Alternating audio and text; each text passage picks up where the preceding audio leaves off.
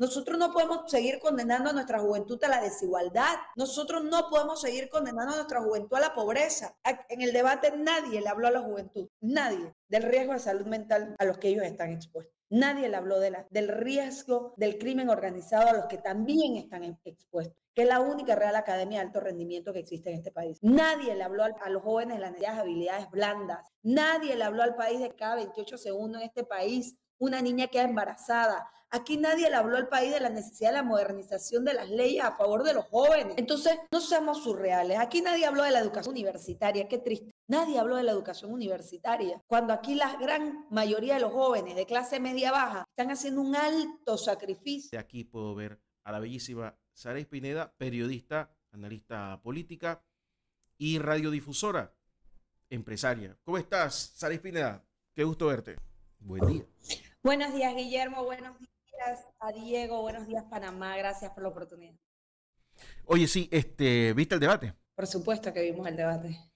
Tú sabes que, a ver, voy a ser bueno. Yo no voy a reclamarle al pelado que no haya sabido decir, no se sepa la tabla del 8. Casi nadie se la sabe. Vamos a ser honestos. Yo te lo digo en serio. Si, la mayor parte de la gente, si le pregunto cuánto es 7 por 9, no saben decirlo. Y no pasa nada, no pasa nada. La buscas y ya. El problema es cómo tú reaccionas cuando te pasa algo así. Y él tuvo una enorme oportunidad de mirar para atrás, escuchar, decir, oye, gracias, y seguir. Y hubiera quedado una anécdota menor. Hoy es el tema del día. Y te lo digo porque eso demuestra, yo lo decía más temprano, Saréis, la falta de preparación de los candidatos. O sea, todos se preparan para salir bonitos, hablar bonito y no verse mal. Pero no se preparan en la esencia, en el contenido. ¿Qué tiene que estar multiplicando qué? Tú das tu mensaje que ibas bien. Iba a ser el único que tenía una propuesta discutible el día de hoy. Lo del aumento del salario mínimo, lo de la reducción de las horas laborales. Los demás no dijeron nada. Y se le fue porque no se preparó, porque no tuvo con un grupo de gente, porque no lo chotearon. Y se ve claramente la falta de mano profesional ahí. Y eso no lo digo solamente con Gaby Carrizo, lo digo con todos los demás. ¿Qué necesidad tiene uno de estarse metiendo con el Lombana estarse metiendo con Martín Torres metiéndose con Rómulo? Eso no da votos. Pero bueno, Saray Pineda, ¿tú qué opinas de todo esto? Bueno, Guillermo, primero que nada, cada uno de los candidatos tenía sus propios retos personales que superar, ¿no? Al igual que en el debate anterior. Son seres humanos, realmente se pueden equivocar, nos equivocamos nosotros y estamos día a día en esto, imagínate, no se van a equivocar ellos. La realidad, Guillermo, es que el candidato José Gabriel Carrizo, su primer reto o el reto más importante que él tiene para superar aquí en cualquier momento de su vida son sus reacciones, su lenguaje no corporal. Entonces, perdón, su lenguaje corporal. Lamentablemente él no ha recibido entrenamiento para superar esto. Lamentablemente su ego es mucho más grande que su entendimiento o raciocinio de lo que está haciendo en ese momento. Por eso es que vemos las reacciones que vemos de parte del vicepresidente de la República. Yo creo que los debates no son para un rofeo, los debates son para presentar propuestas. Lamentablemente los candidatos se la han pasado entre rofeos y rofeos sin presentar con claridad respuestas a lo que se le pregunta o propuestas claras y contundentes. Cada vez que preguntamos algo, hablamos de la creación de un nuevo instituto o un nuevo ministerio o una nueva entidad. Cada vez que preguntamos algo, salimos con una cifra extrambótica en la que nadie, que no concuerda con las realidades del país y que realmente es preocupante lo que estamos viendo. Si bien es cierto, la propuesta del candidato José Gabriel Carrizo hoy hubiese sido una propuesta muy discutible, es una propuesta que carece un poco de realidad. Recordemos, Guillermo, que hoy estamos a 14 de marzo y hace 3 meses atrás el salario mínimo de este país se aumentó y se aumentó algunos centavos porque era insostenible un aumento radical, aun cuando el costo de la vida lo demanda. Entonces, hay algo que no concuerda entre su propuesta y la realidad que vive la clase empresarial y el país. Y este es un tema que, pese a que muchas veces ha tenido que entrar el gobierno a intervenir, no es una decisión del gobierno, es una decisión de una mesa tripartita, el aumento del salario mínimo, las jornadas laborales. Entonces, hombre, hay que darle un toque de realidad a la propuesta y habría que realmente ver qué tan dispuesto está el sector empresarial a hacer un giro de 180 grados de esta forma. La verdad es que me asombra mucho la falta de preparación del candidato. Me sigue asombrando la de él y la de todo el mundo, aunque, por ejemplo, la profesora Gordón superó un poco su propio reto, que era el tema del tiempo. Eh, Melitón Arrocha también muy bien, manejo del escenario también muy bien presentado. Martín Torrijos sigue faltándole algo, sigue le faltando una chispa. Hay algo que no logro determinar qué es, pero que le sigue faltando al expresidente de la República porque conocimiento no es y preparación tampoco es. Entonces, la pregunta, ¿tiene algún tema anímico enfrentarse a una contienda tan difícil como la que estamos viviendo? ¿Le está afectando los resultados a las encuestas? O sea, no logro determinar qué le está pasando a Martín Torrijos Espino. Zulay Rodríguez, evidentemente, esa es su retórica, esa es su forma. Yo creo que aun cuando estaba muy bien presentada, podría utilizar un poco más su feminidad para el llamar la atención, ¿no?, del público. Y el candidato Rómulo Rux, al igual que José Gabriel Carrizo, siguen sin estudiar, siguen sin... creemos que porque ya sabemos algo, ya es la verdad. No. Esto es preparación constante. El que no estudia, el que no tiene un compromiso en esto, lamentablemente no va a lograr su objetivo. Y eso es lo que siento que le está pasando a ambos candidatos. En el caso del candidato Ricardo Lomana, bastante bien, bastante bien. Me preocupa un poco que no hila bien o que no tiene clara lo que ha dicho 5 minutos antes. Muchas veces se contradice, o lo que ha dicho en otras ocasiones. Muchas veces se contradice, como el propio Melitón Arrocha se lo dijo. Entonces, esa es su mayor debilidad, la contradicción con él mismo y con sus argumentos que ha tenido anteriormente. Por el resto lo veo bastante bien, lo veo bastante completo. No, para mi gusto, no presidenciable, pero sí completo. Guillermo. Bueno, fíjate, yo estaba leyendo más temprano que la policía de Canadá, ha habido un aumento de robos en Canadá, en Toronto, en Ontario, todo eso. Saludos a la gente que me escucha en Canadá. Y la policía de Canadá, de esta ciudad de canadiense, ha solicitado a los vecinos que dejen la llave del carro, en el carro, para evitar confrontaciones y que se puedan llevar el carro si se lo van a robar y no tenga que poner en peligro su vida. Eso puede ser una estupidez, pero es una idea al final, una idea debatible. A mí me faltó ayer eso, una idea loca, debatible, que tú podías decir, eso no se aterriza, pero la podemos discutir. Y yo pensé sinceramente que iban a aprovechar el escenario de jóvenes para plantear temas de educación. Voy a construir 1000 escuelas y voy a quitar el turno vespertino. Hoy tenías a todo el mundo hablando del tema. Todo el mundo, los educadores, los profesores, los padres de familia, no lo hicieron.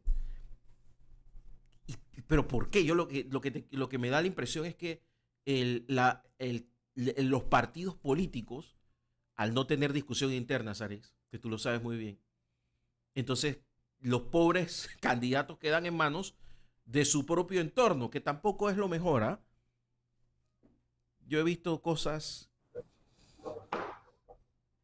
Claro que no es lo mejor, Guillermo, porque esto es un tema para profesionales, especialistas en esto. Esto es un tema para que los candidatos tengan la humildad de escuchar. Mientras los candidatos no tengan la humildad de escuchar, el que no escucha, el que no acepta lo que hace mal, no corrige. El que no escucha, no acepta lo que hace mal, no corrige. Entonces, si tú no tienes esa posibilidad de corrección, simplemente en cualquier ámbito de la vida vas a fracasar. Vas a fracasar porque no estás dispuesto dispuesto a la autocrítica. Entonces, lamentablemente, eso es lo que hay. Los partidos políticos son los grandes culpables de esta situación. ¿Producto de qué? Producto de la falta de formación y de pensamiento crítico en los mismos, producto de las discusiones profundas que se deberían de estar haciendo en este momento. La verdad es que no hemos visto una espectacularidad en ninguno de los dos debates. Lo único que hemos visto es un poco de charlatanería, por ser un poco más justa con la sociedad más que todo. Y lamentablemente no vimos nada. En educación no hubo nada nuevo. Cuando realmente lo que nosotros debemos estar hablando en materia de educación, Guillermo, es de un gran revolcón en la educación, en la estructura, en la columna vertebral de la educación. No hemos entendido. Mira, y algo muy importante que no se ha entendido y que no se menciona mucho es los candidatos no saben hablarle a los jóvenes. El que más se acerca a hablarle a los jóvenes, el que más se acerca a hablarle a los jóvenes es Ricardo Lombardo. ¿Por qué? Porque le está diciendo al joven lo que él quiere escuchar. En el caso de Melitón Arrocha, hubo un poco de estudio en cuanto a lo que argumentaba para con los jóvenes, porque es mucho de lo que los jóvenes vienen solicitando. Pero hasta ahí se quedó congelado. Entonces, mientras nosotros no sepamos hablarle a los jóvenes, mientras nosotros no sepamos diferenciar los tipos de jóvenes que tenemos en la sociedad en este momento, porque aquí queremos hablar de un solo joven comprometido, preocupado por la vida pública y la política. No, eso no es cierto. Hablemos las cosas como son. Aquí tenemos una gran desigualdad entre todas nuestras capas generacionales. Aquí tenemos una gran desigualdad entre entre hombres y mujeres. Aquí hay una gran desigualdad entre los niños. Entonces, hablemos que nosotros hemos construido distintos tipos de ciudadanos. Entonces, mientras nosotros nos distingamos eso, mientras no los reconozcamos, mientras no aceptemos que existen, lamentablemente el discurso en algún punto deja de ser escuchado porque no hemos reconocido la existencia de un gran número de ciudadanos que lo que tú le estás diciendo es completamente irrelevante. Guillermo. Saray Pineda está con nosotros. Vamos a la pausa. Aquí en La Mañana de Ancón, en el sillón de Ancón, con la periodista y analista política Saray Pineda en los 92.1 FM y radioancon.com. Mañana seguimos en La Mañana Ancón con el sillón de Ancón. Saray Pineda está con nosotros. Ayer, Saray, la gente de France 24 me invitó a ser el comentarista del debate. Y mientras ellos me mandaban fotos del máster, donde se controla todo, mientras que iba pasando para que supiera que estaban despiertos, o ellos, esa es su forma de tratar de ver si yo estaba despierto. Y yo veía así las caras de perplejidad de la gente en el estudio, allá en Bogotá, porque no entendían, no me lo dijeron, pero no entendían por qué se estaba discutiendo en Panamá el tema del inglés, que tomó casi 45 minutos. Así que tuve que aclararles que sí es verdad que en Panamá hay un grupo de panameños entre el 10 y el 15% que tiene un buen inglés, producto de una educación casi de primer mundo en los colegios particulares. Más no es así en los colegios públicos, donde ni siquiera tienen una buena educación en artes de matemáticas. Entonces, para afuera, este debate se transmitió en canales internacionales. Para afuera, muchos de los temas que nosotros estábamos, que se estaban tratando el día de ayer, creaban perplejidad. A mí me hicieron varias preguntas y yo tuve que contestar, no, lo que pasa es que, porque nadie entiende por qué José Raúl Mulino va de primero. Yo le decía, sí, lo que pasa es que tú puedes debatir sobre el medio ambiente, pero en Panamá no hay luz. O sea, no llega la electricidad a todos los lugares, no llega el agua, todos los días una comunidad sale porque no tiene agua. Hay problemas de inseguridad y hay un gran problema de recolección de la basura en general. O sea, tenemos problemas básicos. Y eso es lo que no se ha reflejado en ninguno de los dos debates. Es claro, el que va a la comunidad y habla del tema es el que va de primero. ¿Qué más querías?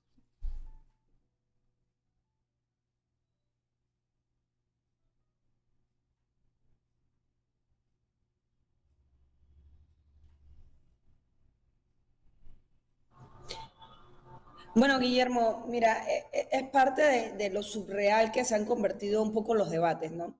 Yo sé que hay temas prioritarios, hay temas profundos que nosotros debemos discutir, que hay que tratar, que hay que buscar la forma de solucionar la educación, el desempleo, pero mientras nosotros sigamos jugando a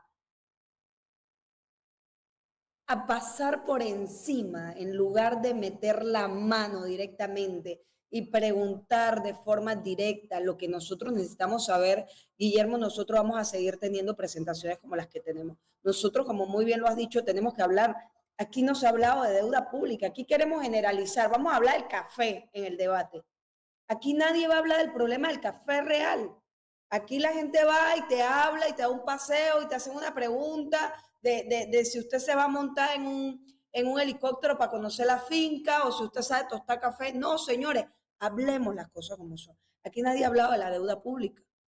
Aquí nadie ha hablado del reto real que tenemos en materia de educación, que no solamente es construir escuelas o arreglar las escuelas que tenemos, es actualizar y reformar la currícula, es realmente meter la mano en la herida y darle a este país una respuesta clara y contundente. Aquí nos ha tocado el tema de la inmigración, aquí nos ha tocado el tema de la inseguridad, aquí nos ha tocado el tema real del problema del agua. O sea, aquí seguimos pasando por encima de los problemas y decimos que cumplimos con los debates. Lo que está pasando en Panamá, por ejemplo, y como tú muy bien lo has dicho, que otros países se asombran por vernos hablar del inglés en medio de un debate presidencial tal cual aldea, Guillermo. Esto ocurre porque lamentablemente nosotros no hemos hecho este revolcón en materia de educación que necesitamos hacer. Y no es el 15%. Mira, el año pasado teníamos 980,000 chicos y chicas en las escuelas. De esos 800,000 van a escuelas públicas. Esos no tienen ni idea de hablar inglés. De los otros 120,000, 60,000 van a escuelas privadas garajes, donde solo, para ser justa, donde solo 60,000 aspiran o tienen o reciben una educación aproximadamente de primer mundo. O sea que estamos hablando de menos del 10% de muchachos que hoy están en las escuelas que pueden decir que hablan inglés. ¿A qué costo? ¿A qué costo para las familias panameñas? Entonces, lamentablemente, mientras, reitero, nosotros no despertemos, mientras nosotros no estemos hablando del problema real, el problema real en Panamá es la currícula, el problema real en Panamá es que nosotros no estamos educando a nuestros chicos de forma actualizada, el problema real es que estamos secuestrados por los gremios, el problema real es que no hay una orientación real de cómo hacer ese gran revolcón. Y estamos a merced de que si nosotros decidimos hacerlo, vamos a una huelga. Aquí necesitamos carácter, aquí necesitamos fuerza, aquí necesitamos realmente hacer un cambio radical. Pero mientras nosotros no estemos hablando de eso, mientras no tengamos un claro cuál es el norte, simplemente seguiremos perdiendo el tiempo y generación tras generación la seguiremos dedicando a la desigualdad. Nosotros cada vez que inicia un año escolar, estamos reafirmando la desigualdad de nuestro país. Y esto es triste, esto es lamentable. Mira, yo te voy a poner un ejemplo.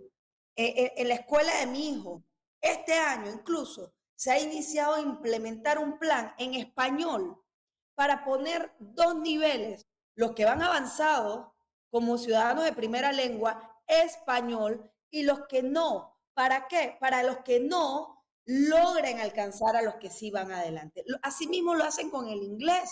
En una escuela en donde si usted entra por primera vez, usted inmediatamente pasa a un segundo nivel de inglés y si no se afianza, se mantiene allí hasta que logre hacerlo. Pero no limitas al chico que va adelante, no lo limitas. Entonces, ¿qué estamos haciendo en nuestras escuelas públicas?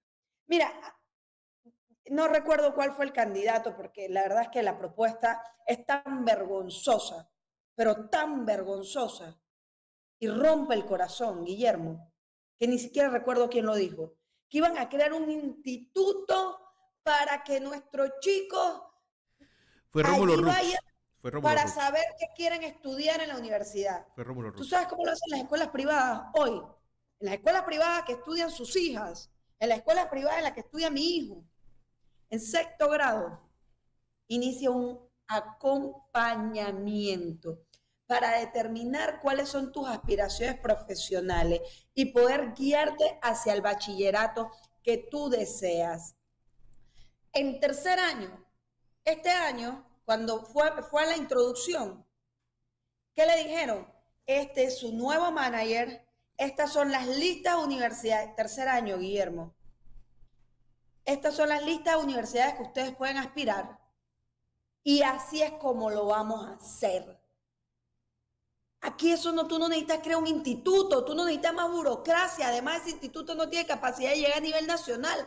Tú lo que necesitas es incluir en la currícula de nuestro país un acompañamiento. Para eso requieres de profesionales, para eso tú requieres realmente nombrar a todos los profesores desocupados de este país. Tú requieres que la educación de nuestro país sea moderna, que realmente cumpla con las necesidades del mercado, que se iguale mínimamente a una de las escuelas privadas de este país. Y si no podemos hacerlo, entonces vamos a agarrar a estos muchachos y vamos a irlos introduciendo en el sistema privado becados por el gobierno. Porque yo creo que nos sale más barato y más efectivo hacer esto que mantener lo que tenemos. Si no nos atrevemos a hacer un gran revolcón en materia de educación, dejemos de estar hablando cosas que no van a solucionar, cosas que no van a hacer el cambio radical, cosas que realmente no nos van a dar a nosotros la transformación que necesitamos, pero no es para decir que transformamos la educación, es para decir que transformamos el futuro y el presente de nuestro país, Guillermo. Aquí lo que estamos hablando en materia de educación es lo que nos vamos a jugar en los próximos 10, 15 y 20 años en materia profesional. Nosotros no podemos seguir en el camino del que vamos. Nosotros no podemos seguir condenando a nuestra juventud a la desigualdad. Nosotros no podemos seguir condenando a nuestra juventud a la pobreza. Aquí, en el debate nadie le habló a la juventud, nadie, del riesgo de salud mental a los que ellos están expuestos. Nadie le habló del riesgo del crimen organizado a los que también están expuestos, que es la única Real Academia de Alto Rendimiento que existe en este país.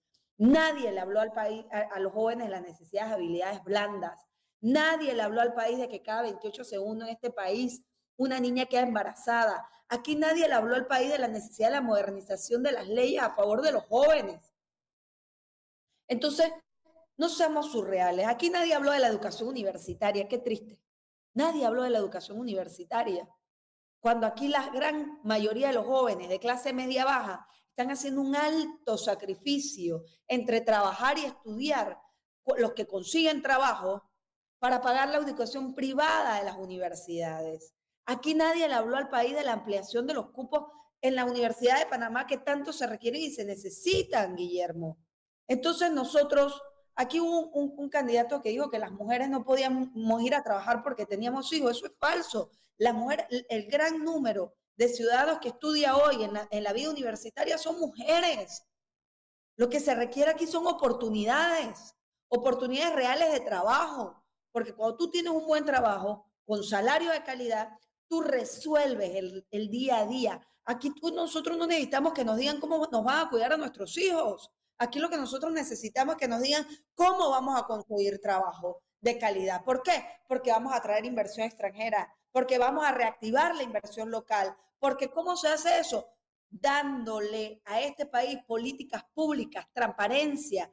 Mira, en descentralización ninguno de los candidatos nos habló de gobiernos abiertos, ninguno de los candidatos nos habló de una real transparencia, ninguno de los candidatos nos habló de la digitalización. El problema de la descentralización no son los millones que le damos a los gobiernos locales. El problema de la descentralización es el secretismo que hay en torno a la misma. Es el privilegio, porque si tú eres mi partido, a ti te doy más. Si tú no eres de mi partido, no ves $1.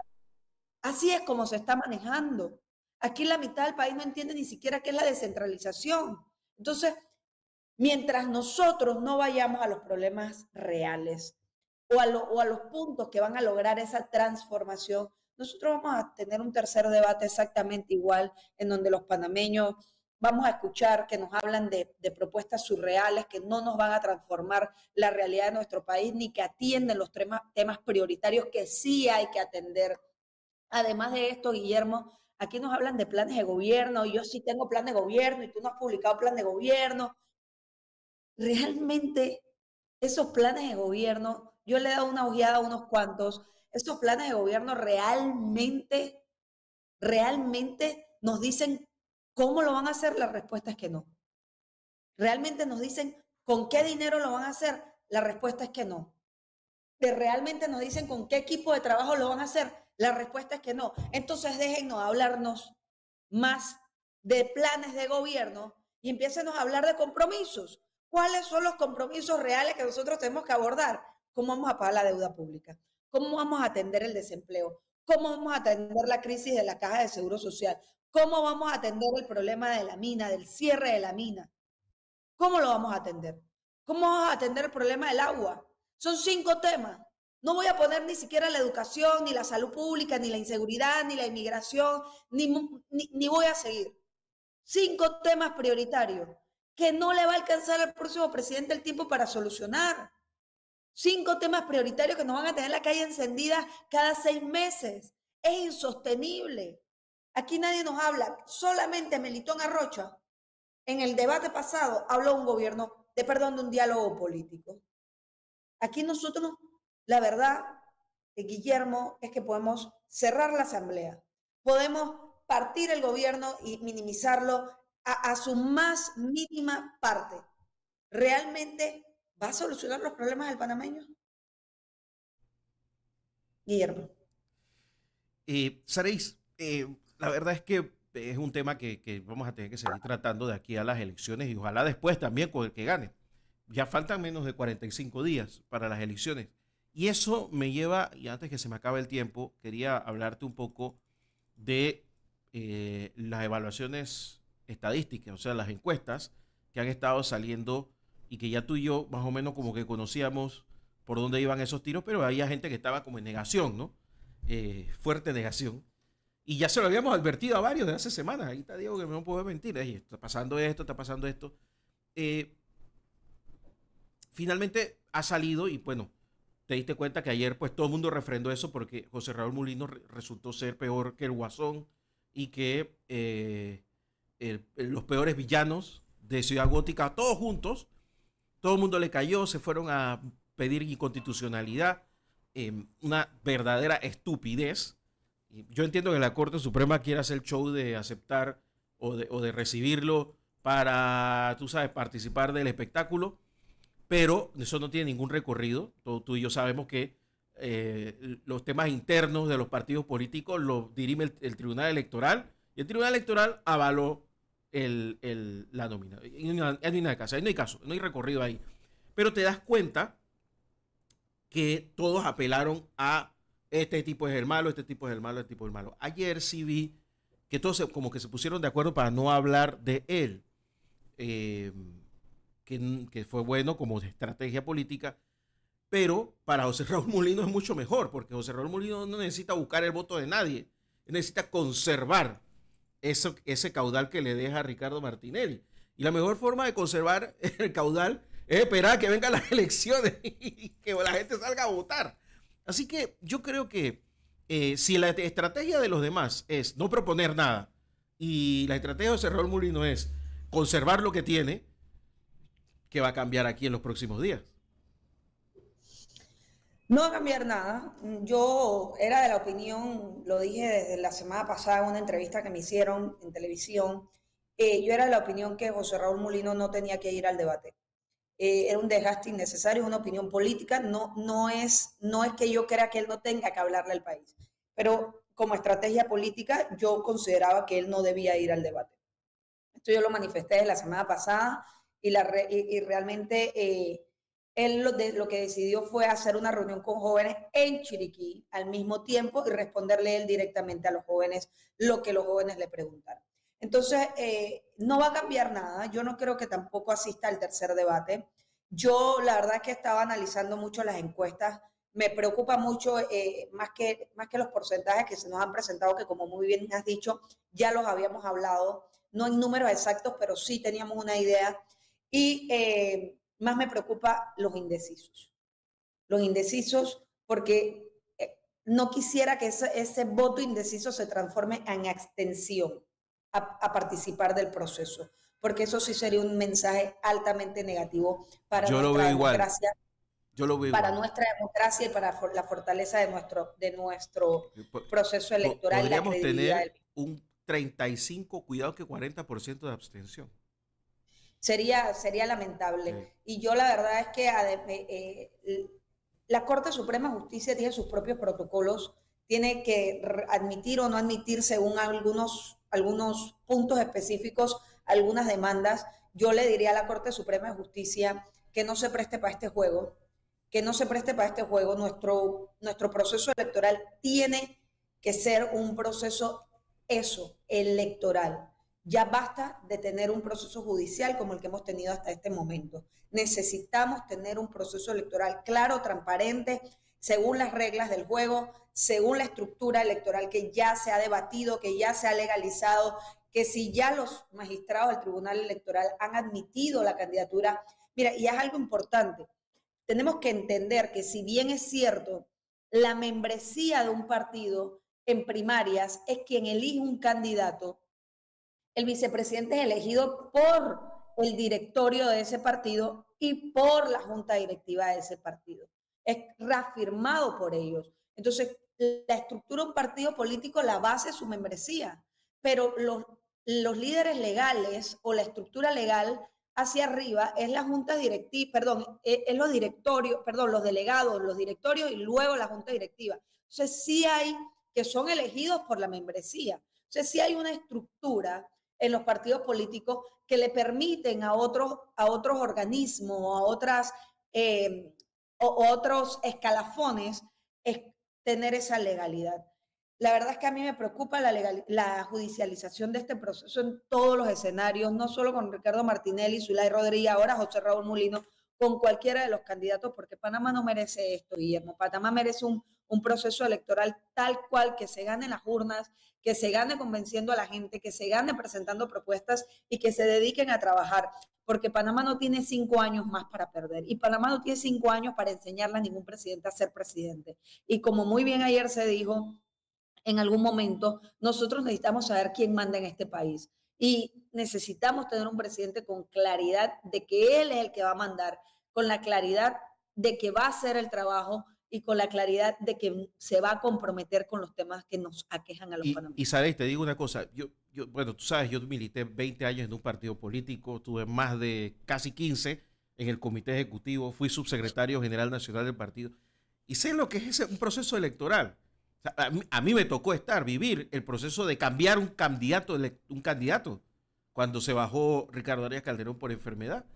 ¿Qué pasa? El Tribunal Electoral tiene los estatutos del partido que están en la página web.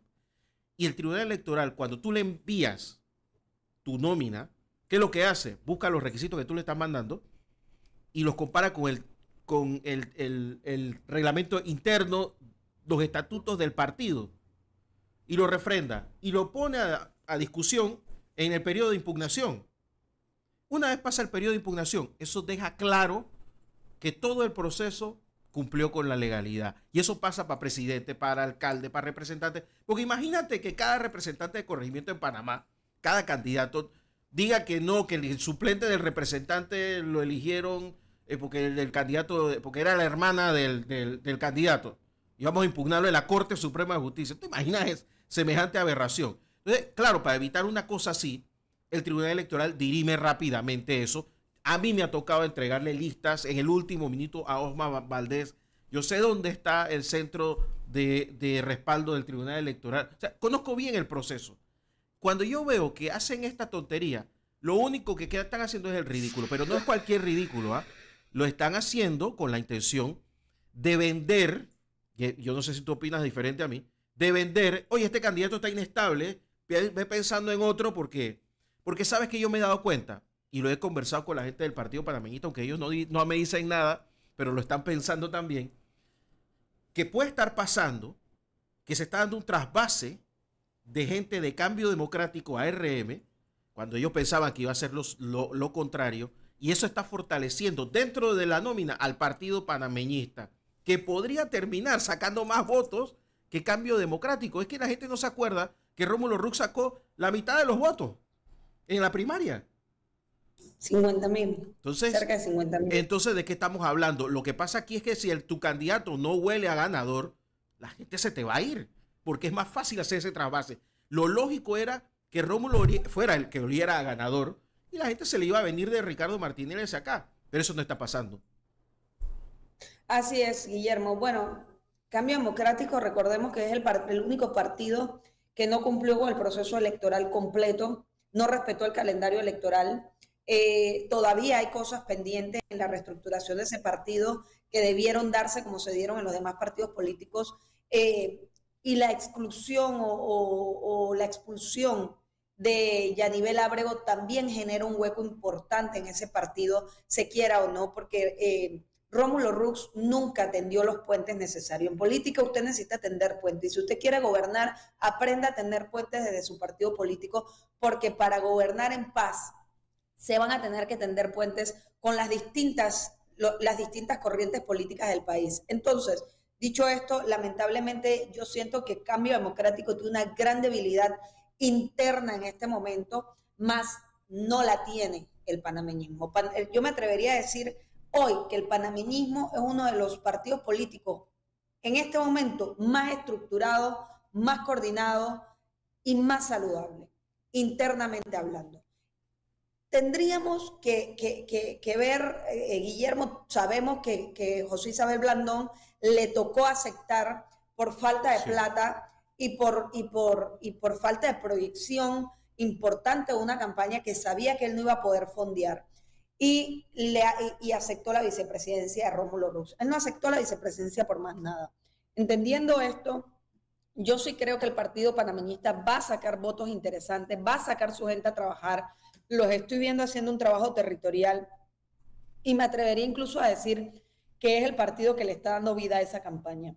Dicho esto, es lamentable que Rómulo Rux haya perdido 5 años de su vida importantes cuando quedó a menos de 60.000 votos de ser presidente de la República en las elecciones pasadas, pierda 5 años en no haberse preparado como correspondía y no haber estado presente para el pueblo panameño como correspondía, porque es de haber hecho el trabajo que se debía como líder de la oposición, hoy la historia de Rómulo Rux fuera otra. Y seguimos verlo sin prepararse, seguimos verlo sin estudiar, seguimos verlo sin comprometerse. Y esto es lamentable, pues, puesto que el pueblo panameño le dio su confianza. Las razones por qué se las dio, las podemos analizar, las hemos analizado, pero la realidad es que él tenía una gran oportunidad de trabajar y de proyectarse, cosa que no hizo, y aquí estamos viendo los resultados. Y sabes que para finalizar, Sareis, me quedé pensando desde el principio cuando tú dijiste que a Martín Torrijos como que le faltaba algo.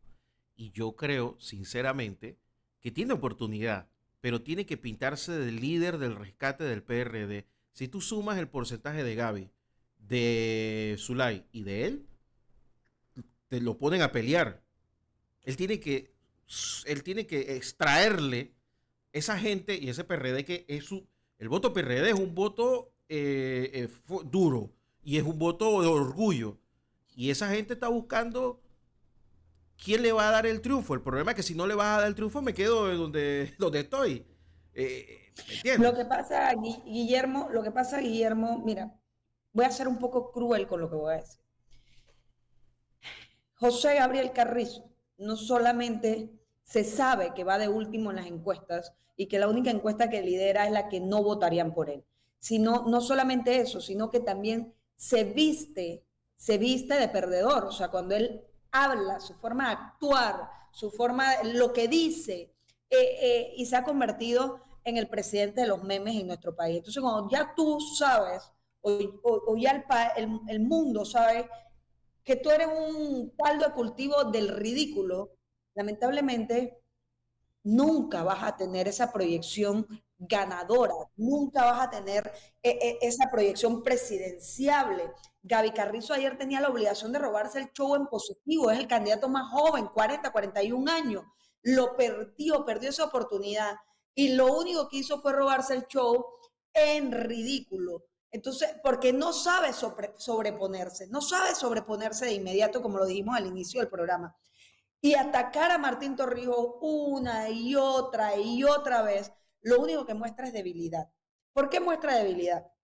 Porque le dice al país y le dice a la membresía PRD que la está perdiendo, con Martín Torrijos. Y por eso lo ataca, para ver si el voto duro PRD reacciona y dice, ah, no, este ya se fue, nosotros vamos a la lealtad del partido. Pero este no es un tema de lealtad de partido solamente, este es un tema de quién representa más para el PRD, quién trató mejor al PRD, quién trató realmente dignamente y quién representa el torrijismo. Entonces, mientras Gaby Carrizo no logre hacer eso, lamentablemente va a seguir perdiendo el voto PRD como lo ha venido perdiendo, y eso es lo que él demuestra con los Martín Torrijos. Martín Torrijos le va a seguir le sigue faltando algo, es una chispa, no sé, no logro determinar qué es, pero yo creo que el expresidente de la República debe recordar que en esas tarimas y en este escenario, él es el hombre con más experiencia. Y yo creo que eso es lo que el país espera, ¿sabes? Yo también lo espero, que me muestre esa experiencia, que me muestre el presidente, y en lugar de bajarse al nivel de quienes no están a su nivel. Guillermo. Saray Pineda, gracias por estar con nosotros el día de hoy. Te mando un beso y un abrazo. Muchísimas gracias. Y nada, nos hablamos el próximo jueves, ¿te parece? Gracias a ti, gracias a Diego y gracias al pueblo panameño que nos escucha. Hasta luego. Era Saray Pineda, ella es periodista, ella es radiodifusora, analista político y empresaria aquí en El Sillón Dancon. Vamos a la pausa, don Diego, y regresamos.